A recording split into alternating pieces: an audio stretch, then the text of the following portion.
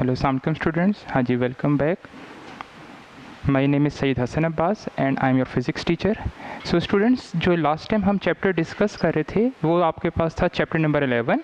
और चैप्टर में एक अभी तक जो हमने चैप्टर में प्रॉपर्टीज़ ऑफ चार्जेस वगैरह पढ़ी थी, और हमने एक मेन टॉपिक स्टार्ट किया था जो कि टॉपिक था कूलम्स लॉ।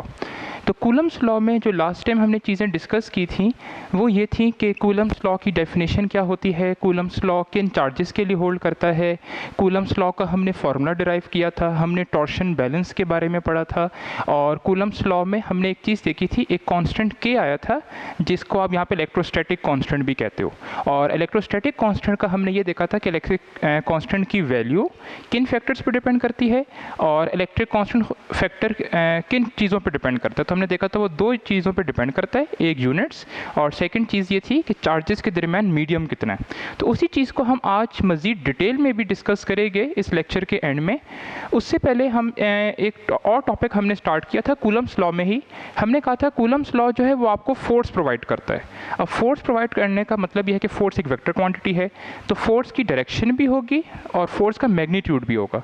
तो उसकी हम जो टॉपिक डिस्कस कर रहे थे कूलम्स लॉ में ही, वो क्या था आपके पास कूलम्स लॉ की वेक्टर फॉर्म। ठीक है, उसमें दो केसेस डिस्कस किए थे। पहला केस जो था वो मैंने कहा था अगर दोनों चार्जेस आपके पास सिमिलर हों, या तो दोनों प्लस हो गए या दोनों माइनस हो गए, तो उसको मैं इस तरह लिख सकता हूँ when Q1 Q2 is greater than 0। और उसके लिए हमने ये फॉर्मूले डिराइव किए थे। अगर ये फॉर्मूले आपको नहीं समझ आते तो आप लास्ट लेक्चर को जाके रिव्यू कर सकते हो, लेक्चर नंबर 6 को। अच्छा, फिर आपको मैंने कहा था कि एक केस आप ख़ुद ट्राई किएगा, मैं आपको इस लेक्चर में सॉल्व भी कराऊंगा, और वो ये था कि when Q1 Q2 is less than 0।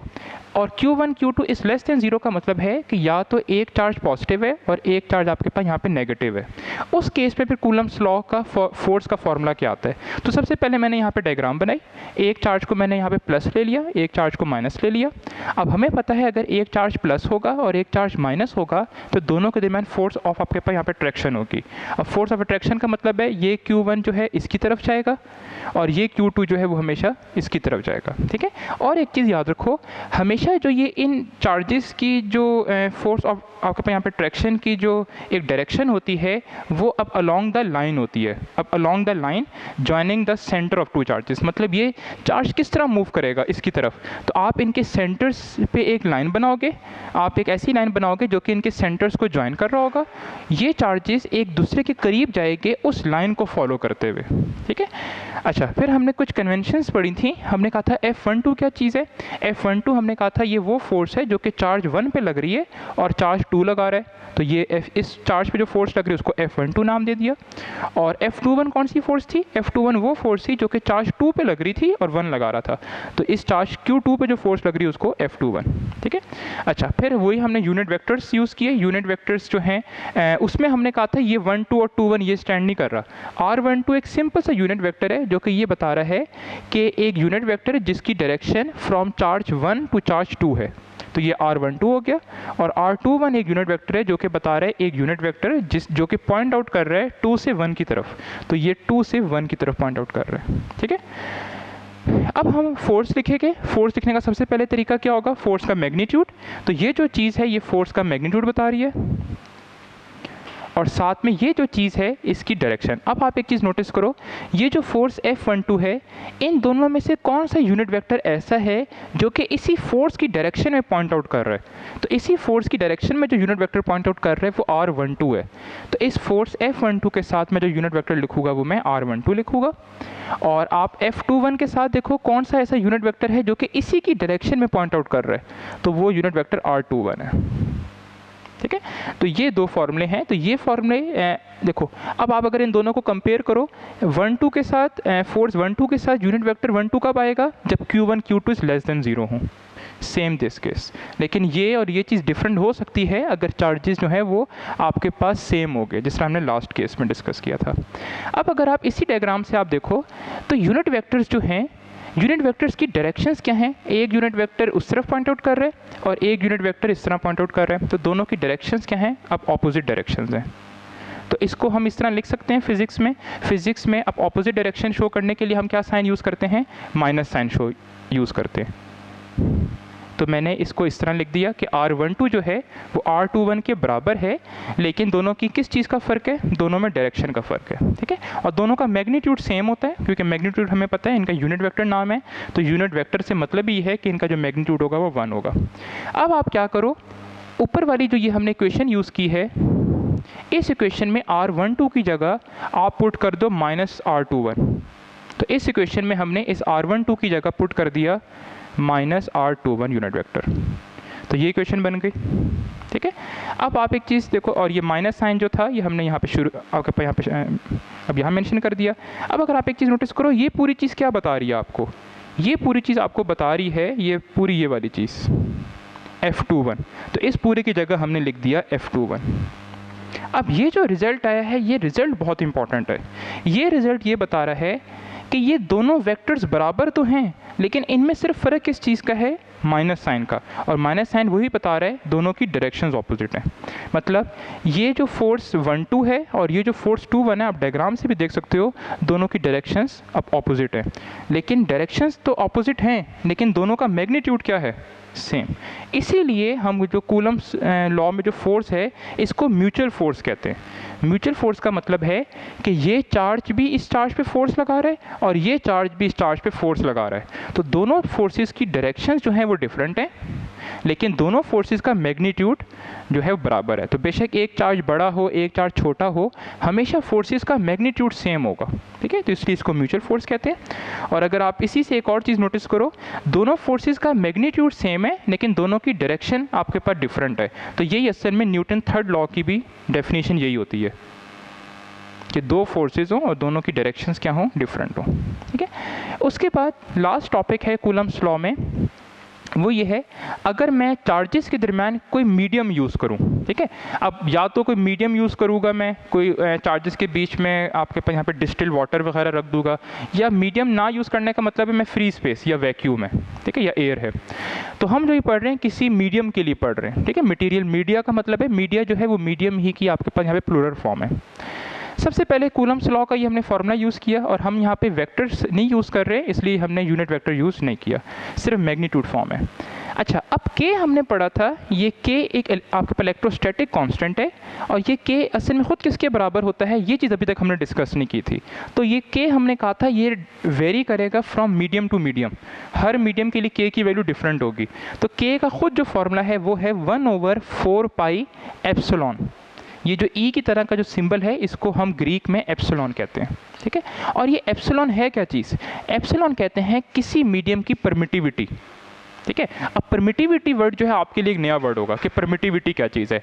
तो परमिटिविटी कोशिश करेंगे इस लेक्चर के एंड तक आपको थोड़ा सा क्लियर भी हो जाए, लेकिन परमिटिविटी अभी आपको मैं थोड़ा सा इसका आइडिया देता हूँ। आप आसान अल्फाज में तो इसको इस तरह समझ सकते हो कि परमिटिविटी एक ऐसा फैक्टर है जो कि कूलम्स लॉ पे इफेक्ट करता है, जो कि कूलम फोर्स को चेंज कर सकता है। एक तो आप इसको आसान अल्फाज में इस तरह ले सकते हो, लेकिन असल में जो परमिटिविटी की जो डेफिनेशन है वो ये है कि ये किसी मटेरियल की एक एबिलिटी होती है कि वो मटेरियल किसी एक्सटर्नल फील्ड में कितनी आसानी से पोलराइज हो जाए।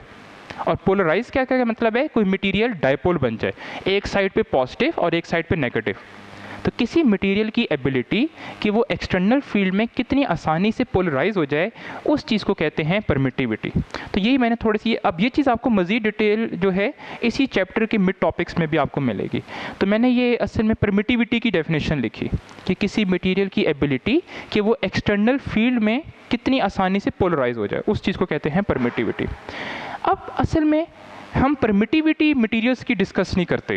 क्यों नहीं डिस्कस करते, क्योंकि मटेरियल्स की जो परमिटिविटी होती है, एक तो वो बहुत स्मॉल होती है, और दूसरी जो होती है वो कॉम्प्लेक्स नंबर्स होते हैं। कॉम्प्लेक्स नंबर्स मतलब वो जो वैल्यूज़ याद रखना बड़ा मुश्किल होंगी, मतलब 2.8 2 10 की पावर -17 3.68 10 की पावर -14, इस तरह की वैल्यूज़ को याद रखना मुश्किल है। वैल्यूज़ को याद रखने के लिए हम चीज़ की हेल्प लेते हैं जिसको हम कहते हैं एक रिलेटिव परमिटिविटी। अब रिलेटिव आपके पास यहाँ पे परमिटिविटी का कंसेप्ट क्या चीज़ है, देखो आसानी से आप इसको इस तरह समझ सकते हो, जिस तरह दो आपके पास यहाँ पे बंदे हैं, एक बंदे की एज 20 है, एक बंदे की एज 40 है, ठीक है। तो 20 वाले की एज को मैंने फिक्स कर दिया, उसको रेफरेंस ले लिया। अब मैं 40 वाले की एज को बताने का तरीका ये है कि या तो मैं डायरेक्ट ये कह दूँ कि उस बंदे की एज 40 है, या उसी की एज बताने का एक और तरीका ये है कि मैं उसकी एज को पहले वाले बंदे से कंपेयर करके बताऊँ। कंपेयर से मतलब मैं ये कह सकता हूँ कि जो पर्सन बी है उसकी एज पहले वाले से डबल है, ठीक है। तो अभी भी मैंने आपको उसकी एज तो बताई, लेकिन उसको मैंने कंपेयर किया। इस तरह के कंसेप्ट को कहते हैं एक रिलेटिव, ठीक है। तो यहाँ पे जो है हम किसी मटेरियल की जो परमिटिविटी बताएंगे उसको किसी एक मटेरियल की परमिटिविटी से कंपेयर करके बताएंगे, ठीक है। इसलिए इसको नाम देते हैं रिलेटिव परमिटिविटी ऑफ मीडियम। तो परमिटिविटी ऑफ मीडियम में और रिलेटिव परमिटिविटी में क्या फ़र्क है? रिलेटिव परमिटिविटी में भी आप किसी मीडियम की परमिटिविटी बताते हो, लेकिन किसी चीज़ से कंपेयर करके, और वो हम कंपेयर किससे करते हैं? फ्री स्पेस से। और परमिटिविटी में आप किसी से कंपैरिजन नहीं कर रहे होते, आप डायरेक्ट वैल्यू बता रहे होते हो। तो रिलेटिव परमिटिविटी का फॉर्मूला क्या होगा? उस मटेरियल की परमिटिविटी और divided by permittivity of free space. Free space से क्यों कर रहे हैं? क्योंकि हम असल में परमिटिव जो है फ्री स्पेस से रेफरेंस के तौर पर ले रहे हैं। तो परमिटिविटी को लिखते हैं किसी मटेरियल की परमिटिविटी को एप्सिलॉन। अब रिलेटिव परमिटिविटी जो होती है उसको लिखते हैं एप्सिलॉन आर। और एप्सिलॉन आर क्या बता रहा है? आर बता रहा है इसमें रिलेटिव। और फ्री स्पेस की जो परमिटिविटी है उसको लिखते हैं एप्सिलॉन नॉट, ठीक है। और एप्सिलॉन नॉट जो है ये कांस्टेंट है जो कि फ्री स्पेस की परमिटिविटी बताता है, और इसकी जो वैल्यू होती है वो होती है 8.82 10⁻⁻12। इसके साथ अभी आपके पास यहाँ पे यूनिट क्या आएगी? यूनिट्स में भी आपको डिस्कस नहीं करा रहा, वो मैं आपको इसके बाद सारों की यूनिट्स डिस्कस कराऊंगा, ठीक है। इसी इक्वेशन को अगर आप क्रॉस मल्टीप्लाई करो, क्रॉस मल्टीप्लाई करके इक्वेशन क्या बन जाएगी? Epsilon is equal to epsilon naught r, ठीक है। अब ये जो हमारे पास इक्वेशन थी, इसी इक्वेशन में आप एप्सिलॉन की जगह क्या पुट कर दो? Epsilon naught epsilon r. तो ये इक्वेशन क्या बन जाएगी? अब इक्वेशन 1 आपके पास बन जाएगी ये कि k is equal to 1/4 pi epsilon naught epsilon r. अब ये जो k की वैल्यू आई है, ये k की वैल्यू आप पुट कर दो अपने फोर्स के फॉर्मूले में। फोर्स का फॉर्मूला क्या था? k q1 q2 over r square. तो उस इक्वेशन में आप k की जगह ये पूरी वैल्यू पुट कर दो, तो फोर्स का फॉर्मूला ये बन जाएगा। असल में यहाँ पे k आता था, है ना, उस k की जगह हमने पुट कर दिया 1/4 pi epsilon naught epsilon r, तो ये इक्वेशन। और हमने एक चीज़ अभी ये भी देखी कि ये जो पूरी चीज़ है, ये पूरी चीज़ असल में किसके बराबर है? ये पूरी चीज़ असल में एप्सिलॉन के बराबर होती है। तो इस इक्वेशन को ये भी लिख सकते हो। तो ये दोनों इक्वेशंस ठीक हैं, इसको यूँ भी लिख सकते हो आप और इस तरह भी लिख सकते हो, ठीक है। अब अगर आप इस इक्वेशन से एक रिजल्ट देखो, रिजल्ट ये आ रहा है कि फोर्स जो है वो आपके पास इस एप्सिलॉन आर के साथ क्या रिलेशनशिप है? Inversely relationship. मतलब अगर किसी मटेरियल की एक रिलेटिव परमिटिविटी ज़्यादा होगी तो वहाँ फोर्स जो होगी वो कम होगी। एक एग्जांपल मैंने आपको दी है, आपकी बुक में टेबल पूरा बना हुआ है जिसमें डिफरेंट मटेरियल्स की रिलेटिव परमिटिविटीज़ गिवन है। तो एक आपको मैंने एग्जांपल दी है डिस्टिल्ड वाटर की। अब डिस्टिल्ड वाटर की जो रिलेटिव परमिटिविटी है वो 78.5 है, ठीक है। अब रिलेटिव परमिटिविटी ज़्यादा है तो फोर्स जो होगी वो कम होगी। मतलब अगर मैं दो चार्जेस के दरमियान डिस्टिल्ड वाटर यूज़ करूं तो दो चार्जेस के दरमियान जो फोर्स होगी वो कम लगेगी, ठीक है। इसी के बाद एक चीज़ आप खुद ज़रा हम अभी देखेंगे, वो है यूनिट्स, ठीक है। सर इसको ना यहाँ पे पॉज कर दें, एक चीज़ थोड़ी सी वो मैंने तो अब इस टॉपिक में हमारे पास लास्ट जो चीज़ है वो हम डिस्कस करेंगे सबकी यूनिट्स और डायमेंशंस। तो अब आते हैं हम यूनिट्स पे। तो कुछ चीज़ें जो अभी तक हमने पढ़ी वो हमने के पढ़ा, एप्सिलॉन नॉट, एप्सिलॉन आर, और हमने इन सब के बारे में पढ़ा जिसमें एप्सिलॉन बहुत इंपॉर्टेंट था। एप्सिलॉन जो है वो किसी मटेरियल की परमिटिविटी बताता है, और परमिटिविटी एक ऐसा फैक्टर है जो कि फोर्स को अफेक्ट करता है, मैग्नीट्यूड ऑफ फोर्स को, ठीक है। अच्छा, तो के की यूनिट जो है हमने पहले डिस्कस की थी जब हमने फोर्स का फार्मूला डिराइव किया था, और ये फोर्स कूलम्स लॉ में जो फोर्स का फार्मूला था वहीं से हमने डिराइव की थी, जो कि न्यूटन मीटर स्क्वायर पर कूलम स्क्वायर आया था। अब सबसे पहले हमने के का फार्मूला यूज़ किया और यहाँ से हमने यूनिट निकाली एप्सिलॉन की। एप्सिलॉन की यूनिट निकालने के लिए इसी फॉर्मूले को मैंने यहाँ पे रीअरेंज किया, तो रीअरेंज करके के नीचे आ गया और फिर मैंने इधर इनकी यूनिट्स पुट की। अब आपको पता है 4 पाई ये कांस्टेंट है, तो 4 पाई की कोई यूनिट नहीं होगी। के की जो यूनिट है वो जो हमने पहले डिराइव की थी वो यूनिट मैंने यहाँ पुट कर दी। अब ये नीचे आपके पास डिवाइड हो रहा है, तो ये सारी यूनिट्स ऊपर जाके माइनस में कन्वर्ट हो जाएंगी। और इसको लिखने का तरीका ये होता है, सबसे पहले बड़ी यूनिट मतलब प्लस में, फिर उससे छोटी, उससे छोटी। तो कूलम स्क्वायर -2 था, ऊपर जाके +2 हो गया न्यूटन पर मीटर स्क्वायर। तो ये यूनिट आ गई एप्सिलॉन की। अब हमने यूनिट निकाली एप्सिलॉन आर की। एप्सिलॉन आर का हमने एक नाम दिया था, इसको रिलेटिव परमिटिविटी भी कहते हैं, या इसका एक और नाम जो आपकी बुक में यूज़ है वो है डाइलेक्ट्रिक कांस्टेंट। ठीक है, तो अगर कहीं डाइलेक्ट्रिक कांस्टेंट लिखा हुआ उसका मतलब एप्सिलॉन आर होता है। एप्सिलॉन आर का हमने फार्मूला ये देखा था कि ये असल में किसी मटेरियल की permittivity divided by free space की परमिटिविटी। तो ये दोनों अब असल में परमिटिविटी ही हैं, और ये जो परमिटिविटी है ये फ्री स्पेस की है, ये जो परमिटिविटी है ये किसी मीडियम की है। ठीक है, तो जब दोनों असल में परमिटिविटी हैं तो दोनों की यूनिट्स क्या होंगी, सेम होगी। आप तो यूनिट्स पुट करके भी देख सकते हो। एप्सिलॉन नॉट की अभी हमने एप्सिलॉन की यूनिट निकाली है, तो वही यूनिट एप्सिलॉन की भी होगी, वही यूनिट एप्सिलॉन नॉट की भी होगी। ठीक है, तो दोनों यूनिट्स कैंसिल हो जाएंगी, 1 आया। अब 1 का मतलब ये है कि एप्सिलॉन आर जो होता है वो यूनिट लेस और डायमेंशन लेस क्वांटिटी है। ठीक है, असल में ये रिलेटिव है। रिलेटिव मतलब ये असल में रेशो है बिटवीन 2 सेम क्वांटिटीज़। तो ये दोनों सेम क्वांटिटीज़ थी, तो इसकी कोई यूनिट और इसकी कोई डायमेंशन नहीं होती। अब एक MCQs के लिए आप पॉइंट याद रखो, एप्सिलॉन आर की वैल्यू हमेशा डाइलेक्ट्रिक्स के लिए ग्रेटर देन 1 होती है। ग्रेटर देन आपके पास यूनिटी, और यूनिटी मतलब 1। तो जो भी डाइलेक्ट्रिक्स हों, नॉन कंडक्टर्स भी कह सकते हो इसको आप, ठीक है, उनके लिए हमेशा एप्सिलॉन आर की वैल्यू ग्रेटर देन 1 होगी। जिस तरह हमने एग्जांपल डिस्कस की थी वाटर की, डिस्टिल्ड वाटर, तो डिस्टिल्ड वाटर के केस में 78.5 वैल्यू है। फिर मैंने कूलम्स लॉ में ही फोर्स को लिखा, फोर्स फॉर एनी मीडियम। तो यहाँ पे एप्सिलॉन आता था, एप्सिलॉन की जगह मैंने epsilon naught epsilon r put कर दिया। ठीक है, तो ये किसी मीडियम के लिए फार्मूला है कूलम्स लॉ का। और अगर मैं कह दूँ मीडियम मेरे पास फ्री स्पेस या वैक्यूम है, तो फ्री स्पेस या वैक्यूम के लिए आप याद रखो एप्सिलॉन आर की वैल्यू 1 है।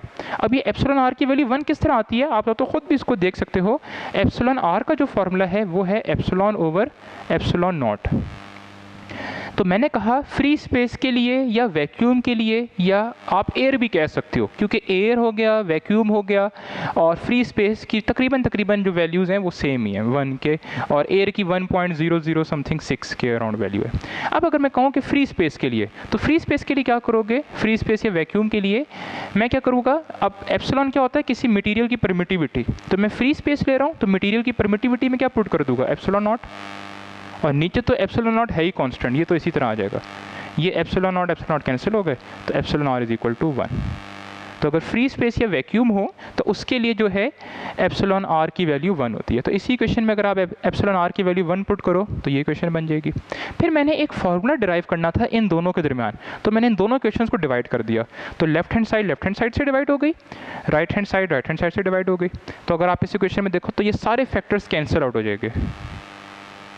4 पाई एप्सिलॉन नॉट, 4 पाई अब एप्सिलॉन नॉट, आर स्क्वायर भी कैंसिल हो गया, सिर्फ ऊपर बच गया एप्सिलॉन आर, और वो भी नीचे डिवाइड में। इसी क्वेश्चन में दोनों साइड आप यहाँ पे रेसिप्रोकल ले लो, तो ये क्वेश्चन बन गई। तो ये क्वेश्चन न्यूमेरिकल्स के पॉइंट ऑफ व्यू से बहुत इंपॉर्टेंट है। आप किसी भी मटेरियल की रिलेटिव परमिटिविटी, इस इक्वेशन में कोई से 2 चीज़ें आपको गिवन हो तो आप थर्ड फैक्टर को कैलकुलेट कर सकते हो। ठीक है, और अगर आप इसी इक्वेशन में आप एक चीज़ यहाँ पे नोटिस करो, हमने कहा कि एप्सिलॉन आर की वैल्यू जो होती है वो ग्रेटर देन 1 होती है। 1 से बड़ा आंसर आ रहा है इस साइड, तो डेफिनेटली यहाँ भी आंसर 1 से बड़ा आएगा, और यहाँ पे आंसर 1 से बड़ा कब आएगा, जब ऊपर वाली क्वांटिटी बड़ी हो, एक न्यूमरेटर बड़ा हो और डिनोमिनेटर छोटा हो। तो force in vacuum is always greater than force in medium. ठीक है, तो ये हमारा कूलम्स लॉ कंप्लीट हो गया। नेक्स्ट लेक्चर में हम इंशाल्लाह next topic electric field start करेंगे। Thank you.